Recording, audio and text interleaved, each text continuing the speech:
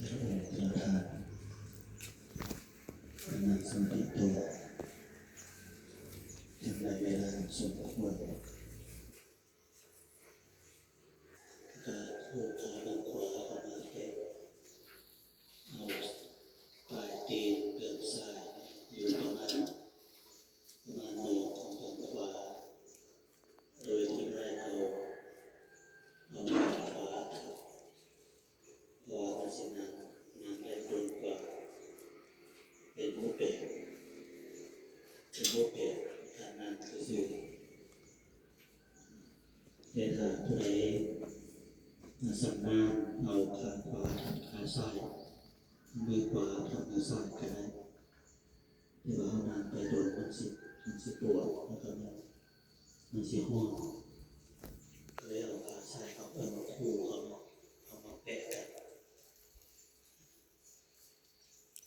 เพราะฉะนั้นเป็นเพียงรูปแบบทางภายนอกสมาธิแท้ๆก็คืออยู่ที่ใจว่ารูปแบบเราปฏิบัติธรรมพอสมควรเอานานนะพอสมควรพอประมาณก็คือจะเลยก้มเกินไปจะเลยเงยหลังเกินไปเอาเงยเกินไปมันก็สิลงไปทางหลังถ้าก้มเกินไปก็สินอนไปทางหลังบ่เห็นซ้ายบ่เห็นขวาแต่ว่าตั้งกายให้ตรงคือตั้งกายซื่อๆแล้วก็มีสติเอาลมหายใจได้มีสติอยู่กับลมหายใจยังว่าหายครับสตินี่เป็นตัวที่ว่าหูเป็นตัวระลึกได้เป็นตัวที่หูว่าเอานั่งในตัวนี้เรากำลังนั่งในตัวนี้ยังมีเสียงเป็นอารมณ์หรือเอาอารมณ์ที่เราเดินนั้นให้มันต่อเนื่องกันหรือถ้ามันขาดไปแล้วก็บ่เป็นเราก็เริ่มตั้งใหม่เหมือนตอนเช้าเราปฏิบัติแล้วเราก็ขาดส่วนอารมณ์ของสมาธิตอนเราสั่งเขามาแล้วเขาก็มาเดินแต่ว่ามันก็ขาดส่วนไปเมื่อตอนบ่ายเรามาเริ่มสมถะเริ่มเดินได้อารมณ์ได้สมาธิในการเดินมีสมาธิเวลาเรามานั่งเราประคองได้มันก็ประคองให้มันตัวเดียวมาจนมาทำงานในตัวนี้ให้มันเป็นอารมณ์เดียวกันขึ้นมาตัวเดียวหรือถ้ามันขาดไปแล้วก็เดินไปเอาล่างตีนถ้าว่าเอาประคองให้มัน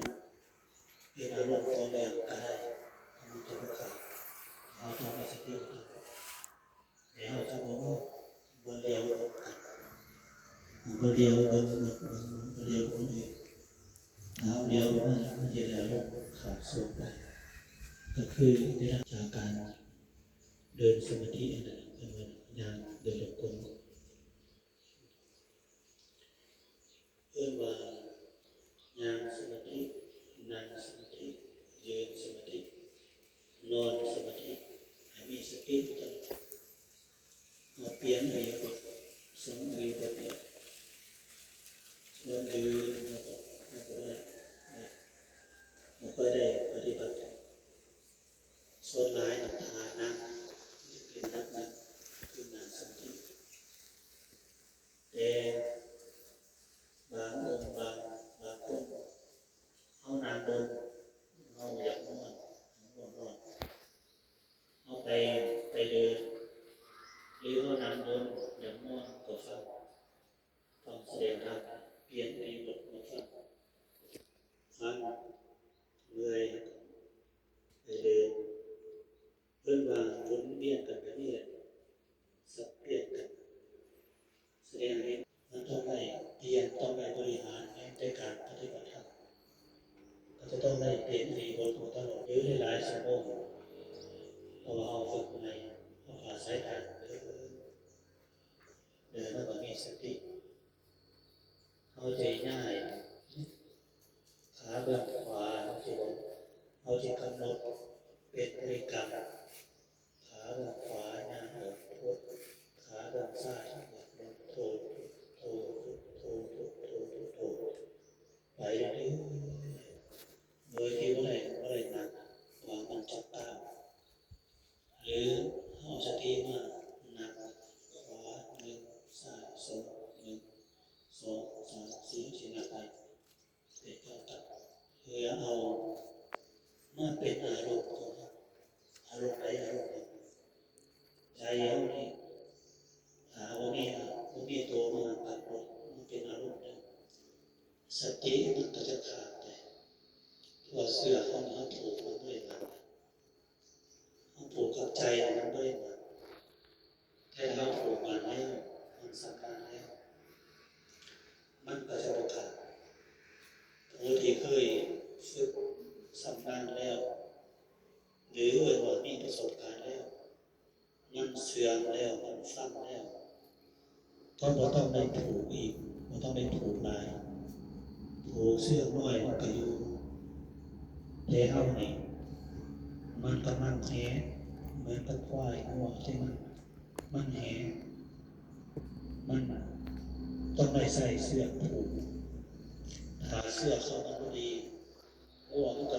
ดีดเสื้อก็ขาดลงไปหรือว่าลดลงไปลดจากคอลงไปจึงอาศัยเสื้อที่มันดีแต่เขาจะอาศัยเสื้อที่มันดีกันต้องมีโตมาโลกเพื่อเป็นอารมณ์ธรรมดาเอาพุทโธมาเป็นอารมณ์